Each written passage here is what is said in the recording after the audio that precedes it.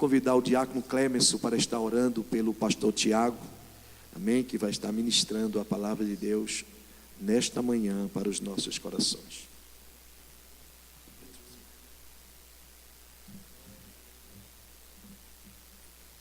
Vamos orar, irmãos? Cumprimento os irmãos com a paz do Senhor. Amém. Senhor nosso Deus, queremos, meu Pai, entrar na Tua presença mais uma vez neste momento, Senhor, falar contigo, Senhor, pedindo que o Senhor venha mais uma vez usar Teu Filho, Senhor, como o Senhor tem feito todas as vezes aqui, meu Deus, neste altar, meu Deus, para que as palavras que Ele venha, Senhor, falar aqui sejam diretas, meu Deus, vindo de Ti, que o nosso coração esteja aberto, Senhor, para receber, Senhor, a Tua palavra, o ensinamento de Ti, Senhor, que possamos guardar, Senhor, na tábua do nosso coração, Senhor, os ensinamentos que aqui serão ditos, Senhor, para o resto de nossas vidas aqui, meu Deus, para que sejamos melhores servos Teus, Senhor. É o que nós te pedimos em nome de Jesus. Amém. Graça e paz, queridos. Os irmãos podem tomar os seus assentos.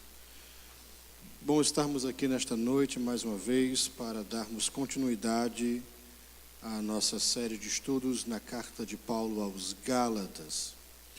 E já estamos nos aproximando da conclusão, desses estudos. Hoje vamos finalizar o capítulo 5 e na próxima semana, com a graça de Deus, pretendemos terminar a leitura desta carta com a exposição do capítulo 6, onde nós vamos estar falando sobre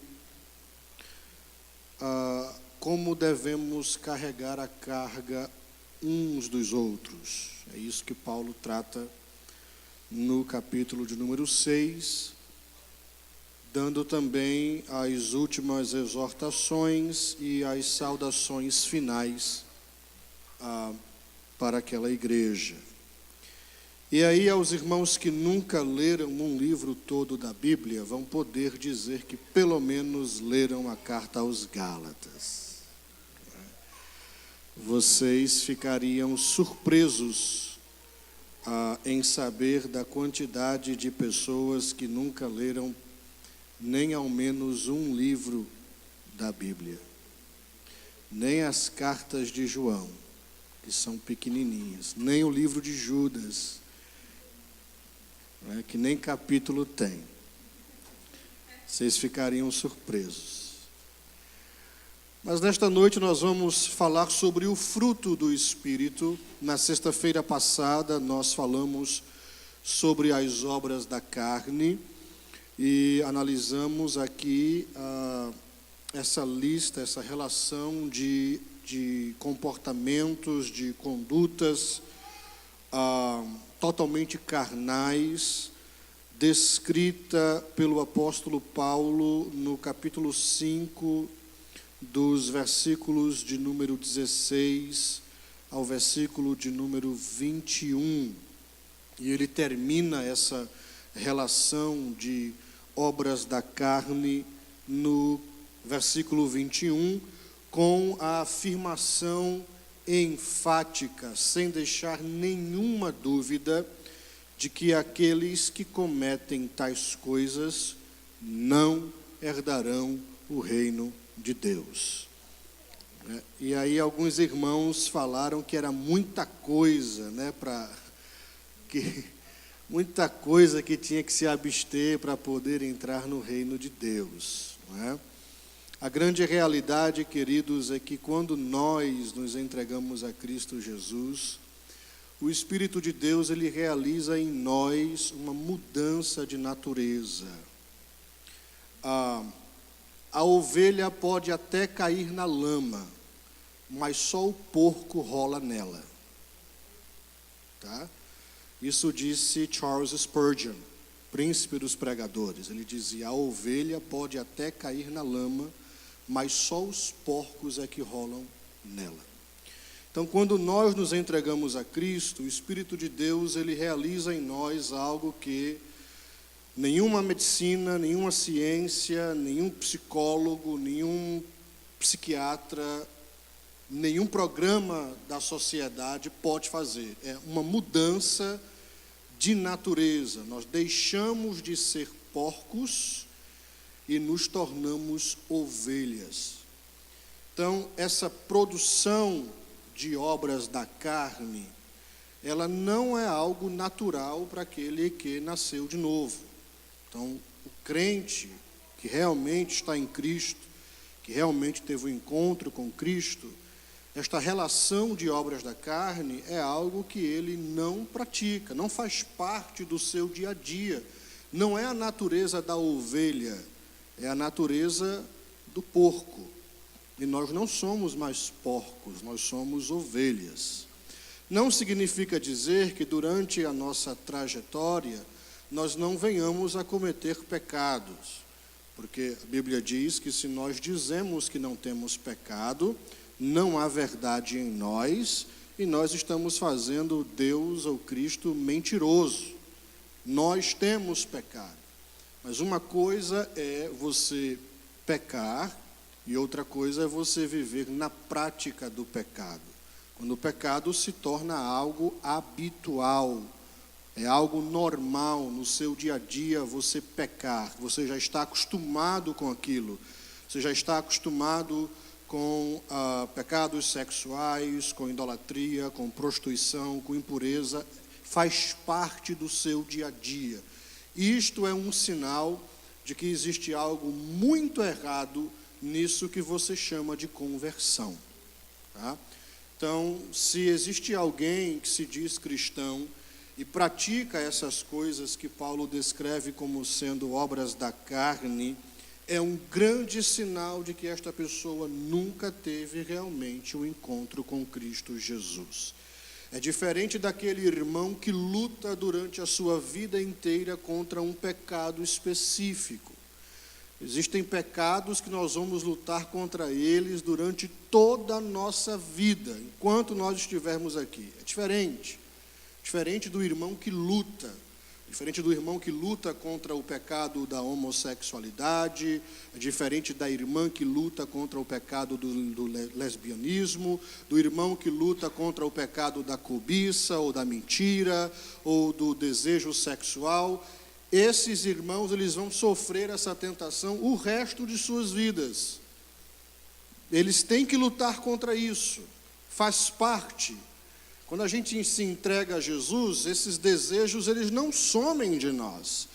Às vezes, esses desejos estão vivos dentro de nós.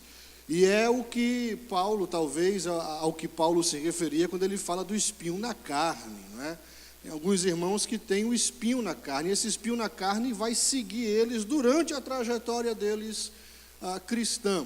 Mas Deus é o Deus que dá graça e força para que nós venhamos a vencer essas tentações. Ser tentado não é pecado. Pecado é você ceder à tentação.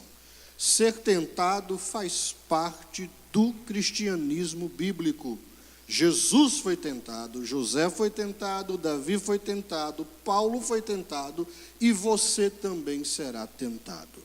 Então, Deus é o Deus que dá graça e força para que nós venhamos a resistir essas tentações. Dos versículos 22 ao versículo 26, Paulo vai falar sobre o fruto do Espírito. Ele diz o seguinte: mas o fruto do Espírito é amor, gozo, paz, longanimidade, benignidade, bondade, fé, mansidão, temperança. Contra essas coisas não há lei. E os que são de Cristo crucificaram a carne com as suas paixões e concupiscências. Se vivemos no Espírito, andemos também no Espírito, e não sejamos cobiçosos de vanglórias, irritando-nos uns aos outros, invejando-nos uns aos outros. E aí ele conclui o capítulo 5 desta carta. A primeira observação que eu quero fazer aqui a todos os irmãos é que Paulo, no capítulo 5, o versículo de número 19, ele diz que as obras da carne são, e ele se refere a carne como algo composto de várias obras. Quando ele, porém, se refere ao fruto do Espírito, ele não usa o plural, mas ele utiliza o singular. Ele não fala dos frutos do Espírito, mas ele se refere ao fruto do Espírito, dando a entender que existe apenas um fruto do Espírito, em contraste com várias obras da carne. Então não existem frutos do Espírito, existe o fruto do Espírito. A segunda observação é que Paulo diz que este fruto ele é do Espírito. Ele não é o fruto dos meus esforços ou dos meus sacrifícios terrenos em agradar a Deus. Ele é um fruto gerado pelo Espírito de Deus dentro do coração do crente que experimentou a regeneração. É uma obra sobrenatural do Espírito de Deus, o que nos faz entender de que ninguém, por si só, pelos seus próprios esforços, pode, em alguma etapa da sua caminhada cristã, desenvolver este fruto, a não ser através da atuação do Espírito Santo de Deus. E isso coloca o crente na posição de total dependência do Espírito de Deus. E é justamente isso que Paulo ele vem ensinando até agora. Ele vem dizendo: vocês são salvos através da fé. Vocês são salvos mediante a fé. A santificação de vocês é mediante o Espírito Santo. Não vem da observância da lei, não vem dos seus esforços. Então, ele se refere aqui ao fruto, e este fruto é o fruto do Espírito. Então é claro, se Paulo fala sobre o fruto, e ele diz que o fruto é do Espírito, isto já cria aquele ambiente para nós dizermos que Deus espera que todo o cristão regenerado, ele produza fruto. Isso é algo claro, é lógico de você pensar. O cristão regenerado, ele tem que demonstrar essa regeneração. O cristianismo, ele não é algo apenas teórico, o cristianismo é prático. A minha confissão de fé, ou seja, o meu comportamento deve respaldar a minha confissão de fé. Eu não posso me comportar de uma maneira e confessar ao Cristo da Bíblia. A minha confissão de fé não pode ser diferente da maneira como eu vivo diariamente. Se você conhece alguém assim, há uma grande probabilidade dessa pessoa realmente não ser uma pessoa convertida, tá? E vocês ficariam surpresos em saber que existem várias pessoas que estão na igreja há anos, nasceram na igreja, filhos de pastores, próprios pastores, que juram de pé juntos que experimentaram uma conversão e, na realidade, não experimentaram uma conversão genuína ainda. Isto é algo muito sério, tá?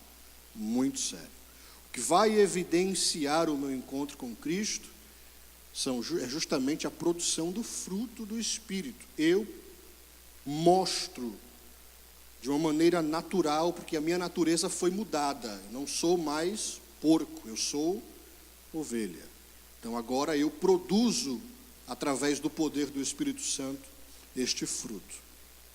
Paulo continua e ele diz o seguinte: olha, o fruto do Espírito é amor. E talvez Paulo comece com a menção do amor, porque as demais atitudes, os demais elementos que Paulo menciona são derivações do amor, né? O amor, ele é o primeiro elemento a ser mencionado, ele é o fruto, e as outras coisas são as características deste fruto, são manifestações do amor. Jesus disse que o amor, ele é o cumprimento da lei, porque se eu amo, eu não cobiço a mulher do meu irmão, eu não dou falso testemunho. Se eu amo, eu não cobiço as coisas que o meu irmão tem. Se eu amo, eu não minto. Se eu amo, eu não mato. Então, por isso que o amor, ele é o cumprimento da lei. Que lei? Não matarás, não roubarás, não dirás falso testemunho, honra teu pai e tua mãe, amarás ao Senhor teu Deus, acima de todas as coisas. Então, o amor é o cumprimento da lei. Paulo começa dizendo que o fruto do Espírito é amor. Amor. O termo no Novo Testamento para amor, todos vocês já conhecem, é ágape, né? E este termo ágape não se trata de uma palavra de uso comum no grego clássico. Na língua grega existem 4 termos para a palavra amor. Existe o termo eros, que é usado para retratar o amor entre um homem e uma mulher. É o amor imbuído de paixão. Nós temos o termo filia, ou como alguns dizem, filéu. Não é filé, tá? Por favor. É o amor caloroso que nós temos com nossos próximos e os nossos familiares. É o amor familiar, é o amor que um pai tem por uma filha, que irmãos têm entre si. Nós temos a palavra grega storge, que significa afeto e se aplica também ao amor de pais e filhos. E nós temos a palavra ágape, que é o termo cristão, que significa uma benevolência invencível. Ou seja, o termo ágape, ele significa que nada que alguém possa nos fazer por meios de insultos, injúrias ou humilhações nos forçará a buscar outra coisa senão o maior bem do mesmo. Este é o amor ágape. É o amor que suporta as injúrias. Não é o amor do sabor de mel. Não é. É o amor que suporta as injúrias. E eu vou dizer uma coisa aqui para vocês. Ser injuriado está embutido no pacote da conversão. Você é crente em Jesus, você vai ser traído, você vai ser injuriado, você vai ser perseguido, e outra coisa, a maioria das vezes isto acontece dentro da própria igreja, seus próprios irmãos. E qual é a sua atitude quando alguém lhe injuria, lhe persegue, calunia, puxa o tapete para tirar vantagem de você? Não é você querer que Deus estenda o tapete vermelho com a banda tocando para você entrar e humilhar o seu irmão. O sentimento que você tem que ter é um sentimento de você querer o bem daquela pessoa. Viu como é difícil ser cristão de verdade? É alguém lhe maltratar e você não sentir nada além de querer o bem daquela pessoa. Quer dizer, a pessoa te machuca, te maltrata, te passa a perna, te empurra, puxa o tapete, te calunia, toma o que é teu, mas você, por ser cristão e por ter o fruto do Espírito, quando você ora e diz: Senhor, abençoe, prospere, faça crescer, dê saúde, estenda a tua mão, não para ferir, mas para abençoar, Senhor. E não apenas de lábios, mas é um sentimento real de dentro do coração. Estão vendo que ser cristão é muito mais sério e muito mais difícil do que se prega por aí. É o sentimento ágape, é a base, é o fruto do Espírito. É o fruto do Espírito. É você entender que nada acontece fora dos propósitos de Deus. Vocês lembram de José quando foi vendido pelos seus irmãos?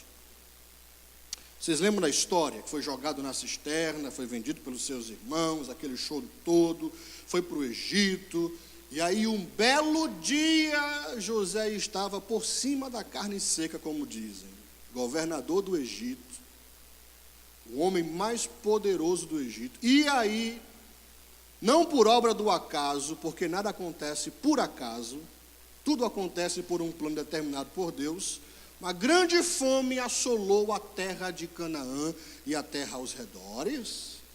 E quem foi que apareceu para comprar comida no Egito? Os irmãos de José. E qual foi a atitude de José quando viu os seus irmãos? Quando ele revelou-se aos seus irmãos, o que foi que ele... E vocês percebam que na história, os irmãos de José ficaram com medo porque esperavam que José fosse agora revidar o golpe. Vocês me venderam lá atrás, mas agora vocês estão falando com o governador do Egito, então agora vocês vão pagar com juros e correções monetárias o que vocês me fizeram. Essa era a expectativa dos irmãos de José, mas José disse o seguinte: não tenham medo, porque eu entendi que o que vocês fizeram comigo na realidade foi a mão de Deus, para que hoje eu pudesse salvar vocês e o meu pai. Veja só, olha a mentalidade de quem tem Deus na vida, está vendo? É algo assim, extraordinário, sobrenatural. Ele poderia ter ali se vingado, mas ele não se vingou, ele preferiu amar.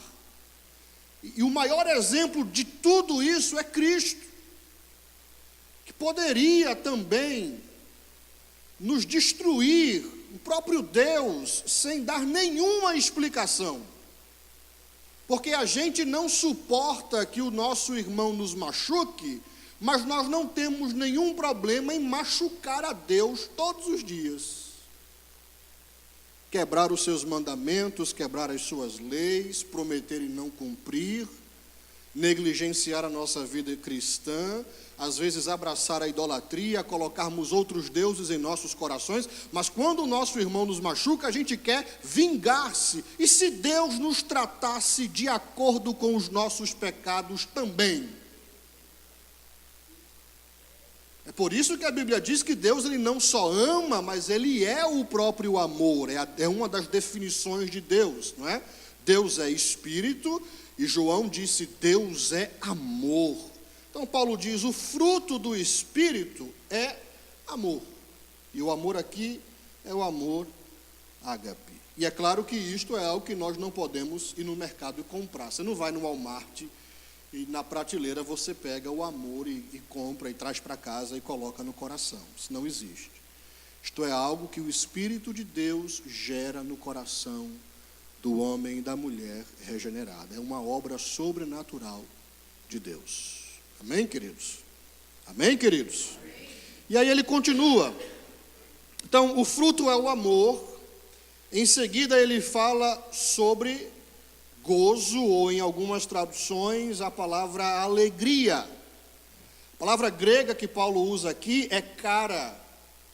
E a sua característica está em que, na maioria das vezes, a alegria que Paulo menciona aqui é alegria cuja base é Deus. E é importante a gente estabelecer isso aqui, porque a alegria que o mundo ele sente, que ele prega, é uma alegria baseado naquilo que se pode ter. Quer dizer, se eu tenho um bom carro, eu estou alegre, eu fico motivado. Se eu tenho muito dinheiro na conta, então o meu nível de alegria ele cresce, não é? Cresce, não é sempre que acontece. Mas quando eu compro um carro novo, quando eu compro uma casa boa, quando eu tenho um bom trabalho, quando eu caso, quando eu tenho filhos, quando eu conquisto alguma coisa, eu tenho a tendência a ficar alegre. O contrário disso é que quando eu não tenho dinheiro, quando eu não tenho carro, quando as coisas não vão bem, quando eu perco o trabalho, então o meu nível de alegria ele tende a diminuir. Então, a alegria do mundo está condicionada, está baseada no que se pode ter e no que se pode perder. A alegria que Paulo fala aqui, a característica dela, diferencial da alegria do mundo, é que a base dessa alegria é Deus. Ou seja, o cristão, ele é alegre porque ele tem Deus. Estranho falar isso hoje, não é? Você alegrar-se porque você tem a Deus. Você não escuta isso sendo pregado nas igrejas hoje em dia. O fato de você pertencer a Deus, isso faz com que você acorde todos os dias e isso deixe você alegre. Independente se você tem dinheiro, ou carro, ou casa, ou casamento, ou se tudo vai bem, mas a sua alegria, ela está totalmente associada a algo que é inalterável, inabalável, que é Deus. Só, a alegria do mundo está associada à economia. A economia é instável. Um dia a economia está lá em cima, um dia a economia está lá embaixo. A alegria do mundo está associada ao casamento. O casamento é instável. Existem dias que você acorda bem, e existem dias que você acorda já com a faca nos dentes, não é? Casamento também é instável.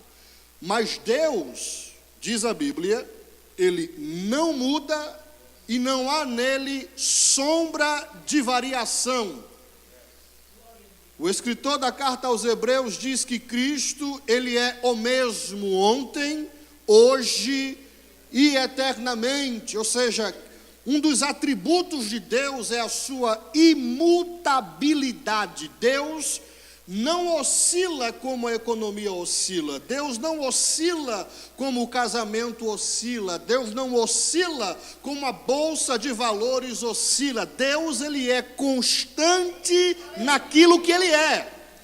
Então, se a minha alegria está condicionada a Deus, significa dizer que independente da bolsa de valores, do meu trabalho, do meu casamento, das minhas circunstâncias, eu vou sempre estar alegre, porque Deus não muda. A base da minha alegria é Deus. Deus. Deus. O resto que a gente adquire aqui é lucro, mas nós já temos tudo que nós precisamos. É Deus. Pastor, o senhor quer dizer então que o iPhone, o iPad, carro bom, casa confortável, quer dizer que Deus não tem a obrigação de... Não, isso é o pudim da vida. Eu já falei aqui que o compromisso de Deus não é com o pudim. O compromisso de Deus é com o pão nosso, de cada pão nosso Ele garante. O pudim, tem dia que Ele dá, tem dia que Ele não dá.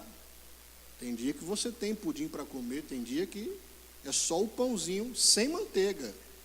É o pãozinho sequinho mesmo, e às vezes um pãozinho que já, uns 2 diazinhos já está ali, já esfarelando. É o pão, mas é o pão. O compromisso de Deus é com o pão de cada dia. Então quer dizer que eu não posso, porque eu não tenho o pudim, ficar triste, porque a minha alegria como característica do fruto está em Deus, e Deus não muda. Ok? Paulo continua, e ele diz o seguinte: o fruto do Espírito é amor, é alegria, e ele fala sobre paz.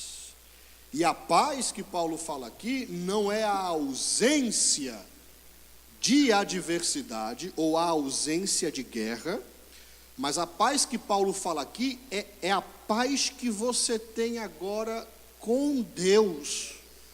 Porque antes você era inimigo de Deus. Já pensou em você ter um inimigo e esse inimigo ser Deus?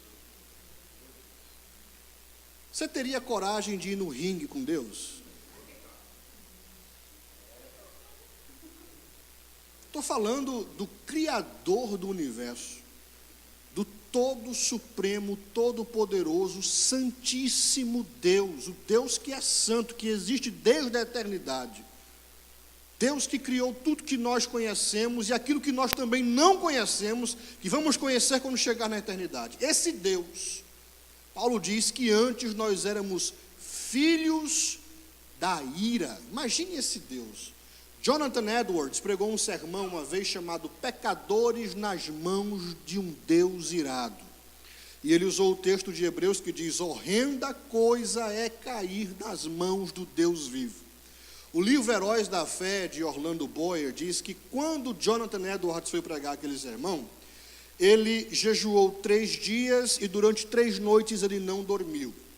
E que ele segurava o sermão dele tão perto dos olhos que as pessoas que estavam na plateia nem conseguiam ver o rosto dele. E que ele, lendo o sermão que ele havia escrito, de repente as pessoas começaram a gritar dentro do templo e abraçarem-se às colunas, porque elas sentiam que elas estavam caindo dentro do inferno como resultado da ira de Deus. Estou falando de que nós éramos filhos da ira, e Paulo diz, por natureza, é algo natural, nasceu, é inimigo de Deus. Todo mundo que nasce como inimigo de Deus. Mas agora, reconciliados com Deus através de Cristo, Paulo diz, nós temos paz com Deus. Ou seja, nós não somos mais inimigos, nós temos um acordo de paz com Deus através de Cristo. Paz é você poder dormir. Você perde o sono por causa de uma dívida, por causa de um problema terreno. Os homens deviam perder o sono sabendo que eles estão dormindo inimigos de Deus. E os justos deveriam dormir tranquilos, sabendo que eles agora estão em paz com Deus. O salmista disse, em paz eu me deitarei e eu dormirei, porque o Senhor está comigo, eu tenho paz com Deus. Paz com Deus no sentido de que eu agora não sou mais alvo da ira de Deus. O míssil da ira de Deus não está mais apontando para mim. Não está mais apontando para mim. Eu posso agora descansar.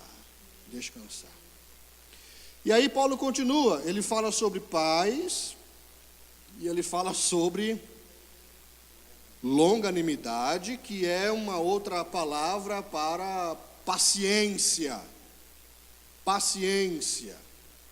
né? Paciência, que é uma das características do fruto do Espírito, paciente, ter condições de esperar pacientemente, paciência.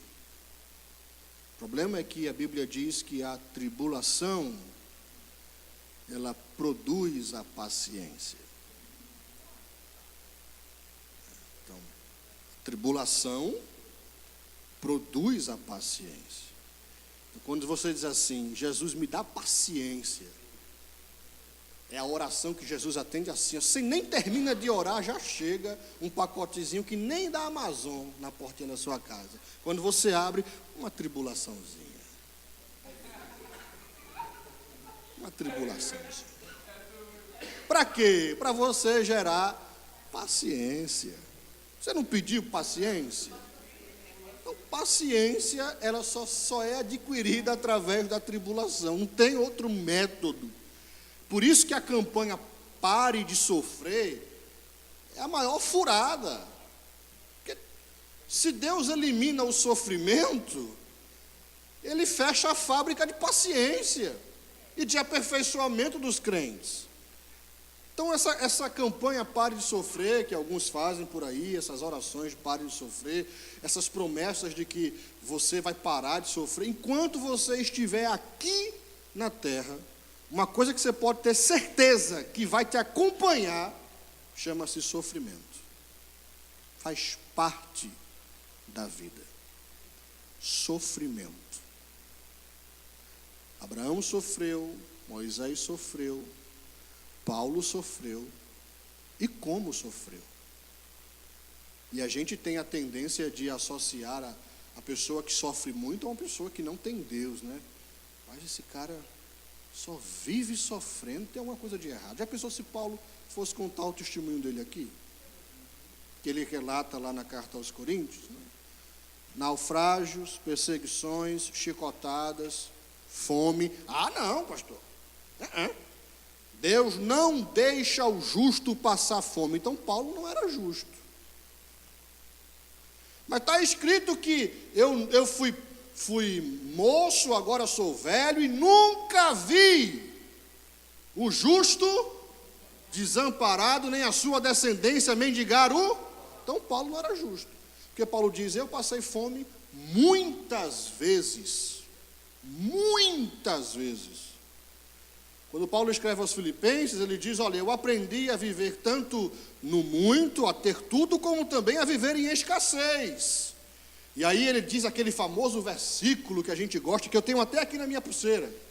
Filipenses 4:13. Eu posso todas as coisas naquele que me fortalece. Vai fundo, meu filho, teu sonho vai ser possível, porque você pode todas as coisas naquele que te fortalece. O contexto que Paulo está falando ali, é que Deus lhe dá condições tanto de viver no muito, como de viver no pouco. E ele pode fazer isso, porque Deus é aquele que lhe fortalece. Não é uma promessa de que você vai alcançar todos os seus sonhos. Você tira da sua carteira a sua listinha de sonhos para 2018 e lá você escreve, eu posso todas as coisas naquele que me fortalece. É o contexto fora do texto, é o versículo fora do texto. Sofrimento vai te acompanhar, porque é através do sofrimento que paciência é gerada dentro de nós. A gente só aprende. Como é que você aprende a esperar? Você só aprende a esperar quando você não tem o que você quer, não é assim? Você espera porque você não tem. Ora, se você tivesse, você não esperava. Então, paciência só é gerada na necessidade, ela não é gerada na fartura. Você só aprende a esperar na escassez e no sofrimento. Paulo vai dizer, a paciência é uma característica do fruto do Espírito. Ela é uma característica do fruto do Espírito. E aí ele continua. Na lista dele, ele fala sobre o que mais? Ele fala sobre benignidade, que é uma benignidade e bondade. Né? A gente podia até amarrar essas duas palavras juntas, porque elas estão muito ligadas entre si. Muito ligadas entre si. A ideia aqui é de uma atitude amável, bondosa. Crente, ele é alguém amável e bondoso. Bondade. Você ser bom, você ser amoroso, você tratar as pessoas com bondade. Crente que abusa de animais, maltrata animais, que amarra rojão no rabo do gato e joga do muro para cima, que trata as pessoas com desprezo. Paulo diz, olha, o fruto do Espírito é longanimidade, é benignidade e é bondade. Bom. Se bem que Jesus disse que bom mesmo só existe um, que é Deus, que é o Pai. Mas nós também precisamos demonstrar atitudes de bondade. De bondade, eu já falei aqui uma vez. Você sai do supermercado e você encontra uma velhinha que está sozinha, cheia de compras. Você vê que ela está passando necessidade, dificuldade para colocar as coisas no carro. Você é crente, vai morar no céu, mas você não tem coragem de chegar e perguntar, a senhora quer ajuda? Ou de segurar a porta para alguém passar, de ajudar uma pessoa que esteja em necessidade. Isso faz parte da demonstração de que nós realmente encontramos Cristo. Eu não consigo ver Jesus saindo do Walmart e vendo alguém em necessidade, ele simplesmente ignorar a pessoa, ou não segurar a porta para alguém, ou até mesmo de dar bom dia para alguém. Tem crente que nem bom dia dá, nem boa noite, nem boa tarde, nem por favor, nem com licença. Para ser um cavalo só falta as asas. É a única coisa que falta para ser um cavalo é a asa. Mas tem tudo completozinho para ser um cavalo, da coice e tudo. É extremamente grosso, áspero e bruto dentro de casa, com a mulher, com os filhos. Mas quando chega dentro da igreja, profetiza, levanta a mão, adora, tem visão, vê anjo, vê unicórnio, vê vagalume, vê o Leviatã, vê a Tinkerbell, vê todo mundo na igreja. Mas não demonstra bondade. Não demonstra bondade. Paulo diz bondade, longanimidade, benignidade e bondade. Paulo continua falando e ele fala sobre fé ou fidelidade, né, que no grego popular esta palavra é comum para designar confiança e é a característica do homem digno de confiança, fidelidade. Ele continua na menção das características do fruto e ele fala sobre mansidão. Mansidão. E esta palavra mansidão, ela revela uma das maiores características do próprio Cristo. Vocês estão vendo que da descrição do fruto do Espírito, todas elas revelam o retrato de Jesus. Bondade, longanimidade, mansidão, amor. Mansidão foi algo que guiou a vida de Cristo. Ao ponto, estou falando aqui de Jesus, tá? Que chegou a dizer o seguinte, ó, se eu quisesse, eu estou parafraseando, tá? Eu estalaria os dedos aqui, e meu pai mandaria uma legião de anjos aqui, para acabar com todo mundo. A Bíblia diz que um dia Deus mandou um anjo só,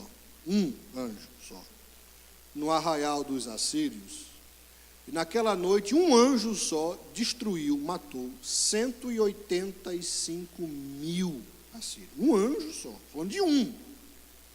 Foi. Eu acho que não foi dos mais fortinhos não, viu? Foi aquele que não ia para a academia direito. Não era bem raquíticozinho, mas um anjo só, 185 mil. Jesus disse, se eu quiser, Pai, manda aqui uma legião. São 12 mil, não é isso? Mas ele não fez. Quando Tiago e João, que ficaram conhecidos como filhos do trovão, porque eles não eram quietinhos, para você ter a fama de ser filho do trovão, eles disseram assim, Senhor, o Senhor quer que a gente ore agora, ousados, né? Com fé, aquela oração fervorosa, Deus, Jesus, se o Senhor quiser, a gente ora aqui agora, para que Deus mande fogo do céu e consuma todos eles. Aí tem fé para isso. Fé para orar, para diminuir a língua, ninguém tem, mas para mandar fogo do céu nos outros, é uma fé que aparece assim, ó, de repente. E Jesus disse, não, isso não é a minha natureza, não é a natureza do reino. Quando Pedro foi lá e meteu a espada na orelha do soldado, porque Pedro não era soldado, Pedro era pescador, por isso que ele errou. Porque se Pedro fosse soldado, ele não tinha errado não. Ele tinha mirado na cabeça e cortado, ele era pescador. A habilidade de Pedro era com a rede. Pegou a espada, aí errou um pouquinho, cortou a orelha do soldado. Jesus disse, Pedro, coloca a espada de volta. O próprio Cristo foi quem ensinou que se alguém bater na sua face, você deve virar a outra. Ser manso também é qualidade do fruto do Espírito. Faz parte. Faz parte. E ele encerra essas características do fruto do Espírito com a temperança, o que ele também chama de domínio próprio. Domínio próprio. Que é aquele que consegue dominar os seus desejos, o seu amor, e está estreitamente relacionado à disciplina. Crente convertido, cristão convertido, ele é um cristão disciplinado. Ele tem domínio próprio. Ele não se deixa dominar pelas coisas. Conheço pessoas que às vezes dizem o seguinte: pastor, eu parei de tomar Coca-Cola. Digo, por que você parou de tomar Coca-Cola? Não, porque eu senti que estava me dominando.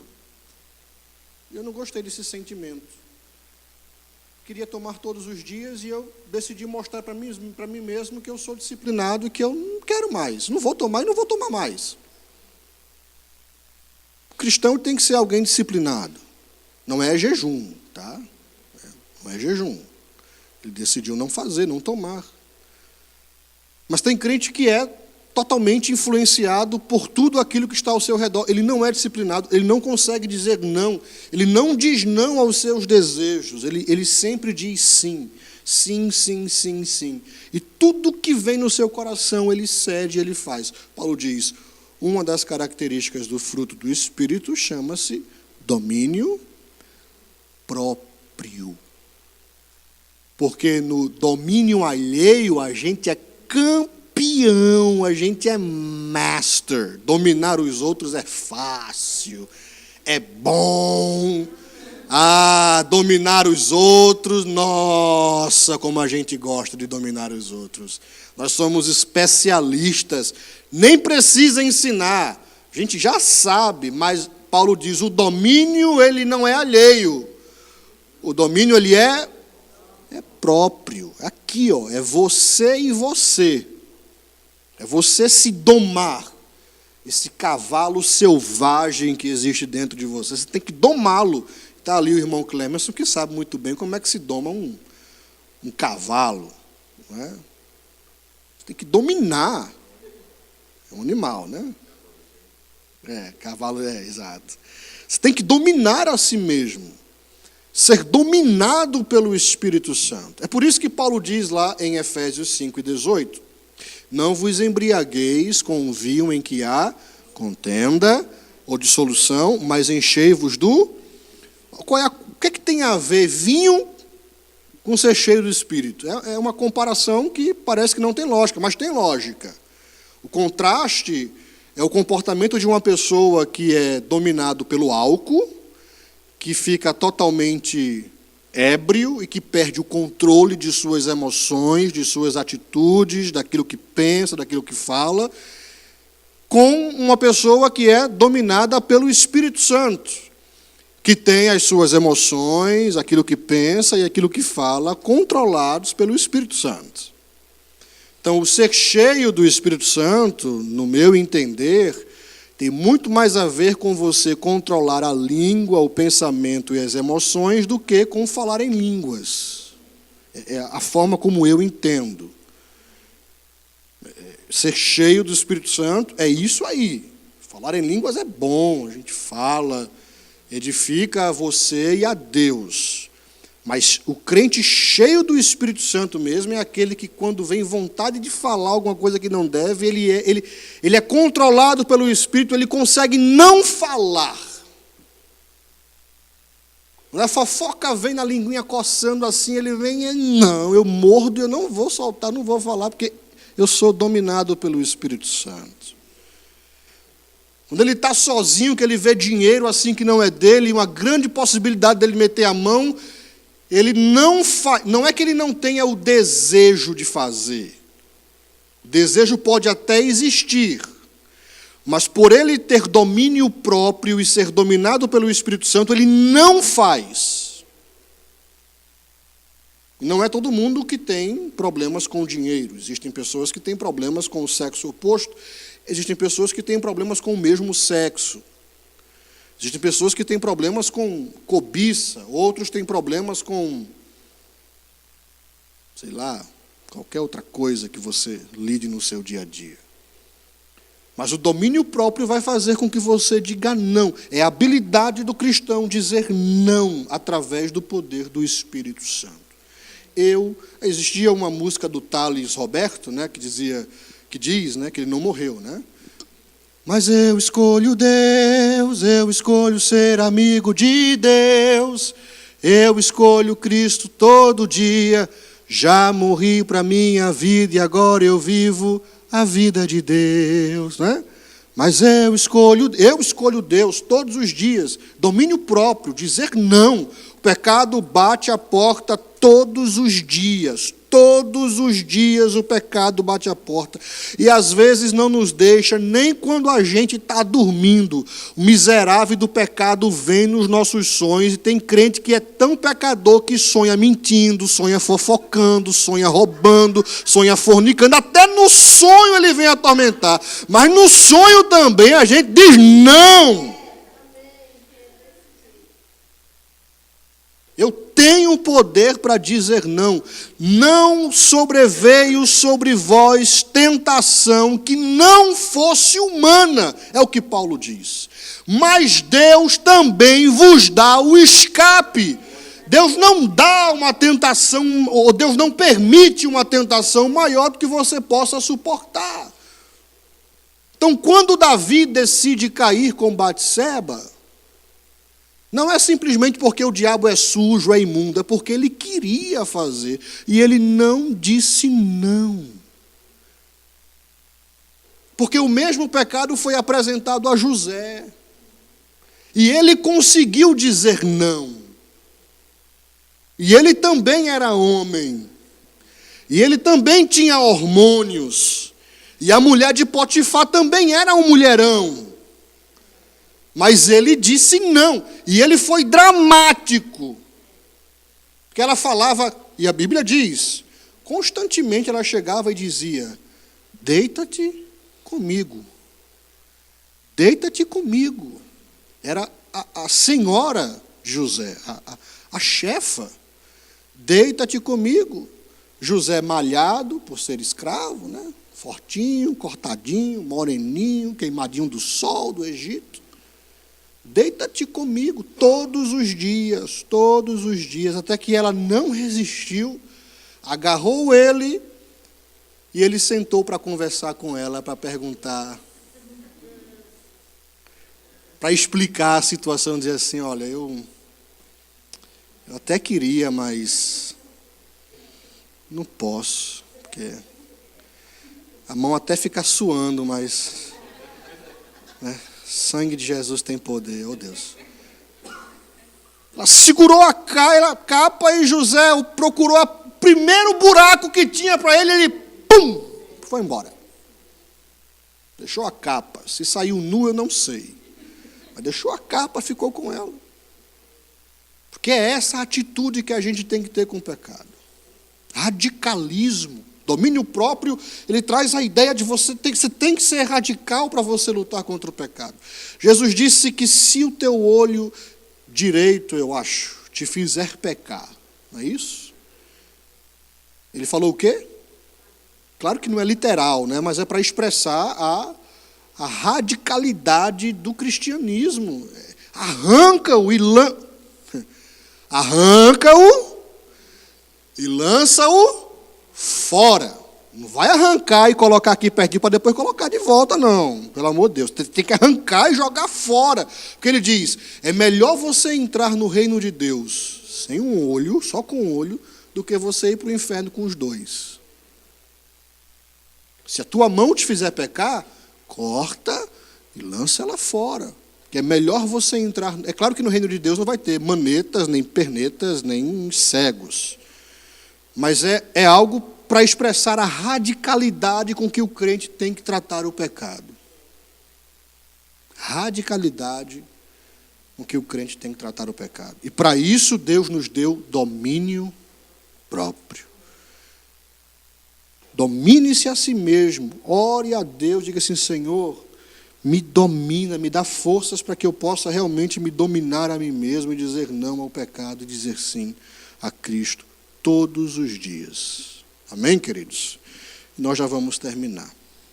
E aí ele termina no versículo 23, dizendo, contra essas coisas não há lei.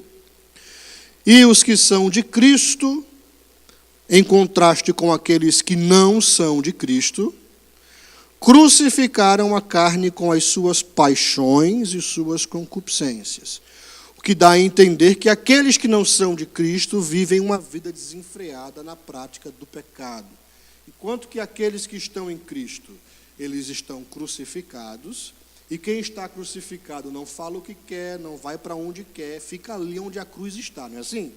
Aqueles que não estão crucificados, eles vivem da maneira como querem, porque eles não estão crucificados com Cristo. Eles são, entre aspas, livres para viver da maneira como eles querem viver. Mas nós estamos crucificados. Então, nossa vontade, ela está ligada à vontade da cruz. Estamos ali crucificados. Eu posso até querer sair da cruz, mas eu estou crucificado e não consigo sair dela. Minha carne, minhas paixões e minhas concupiscências estão ali. Paulo diz, aqueles que são de Cristo, eles crucificaram a carne com as suas paixões. E se vivemos no Espírito, andemos também no Espírito. Amém, queridos? Vamos fazer uma oração nesta noite. Eu não vou cantar por causa da hora, tá? Mas a gente vai fazer uma oração e vamos pedir a Deus que gere em nós esse fruto, que é o fruto do Espírito Santo. Senhor, a Tua palavra é viva e é eficaz, mais penetrante do que espada de 2 gumes, porque ela vai até a divisão da alma e do espírito. Senhor, eu te louvo nesta noite e eu oro por esta igreja. E eu peço que o Senhor gere nesta igreja o fruto do Espírito. Que tenhamos, Senhor, aqui dentro deste santuário, irmãos e irmãs, que transmitam, que externem, Senhor, as provas de um encontro verdadeiro contigo. Por onde nós andarmos, Senhor, venhamos a demonstrar que somos realmente regenerados por Ti. Em nome de Jesus, nós sabemos e reconhecemos que esta obra é uma obra sobrenatural do Teu Espírito Santo. Nós não podemos comprá-la. Por isso suplicamos a Tua graça, Senhor, e pedimos que o Senhor nos dê, que o Senhor gere em nós, através do Teu poder e da Tua vontade. Em nome de Jesus oramos. Amém.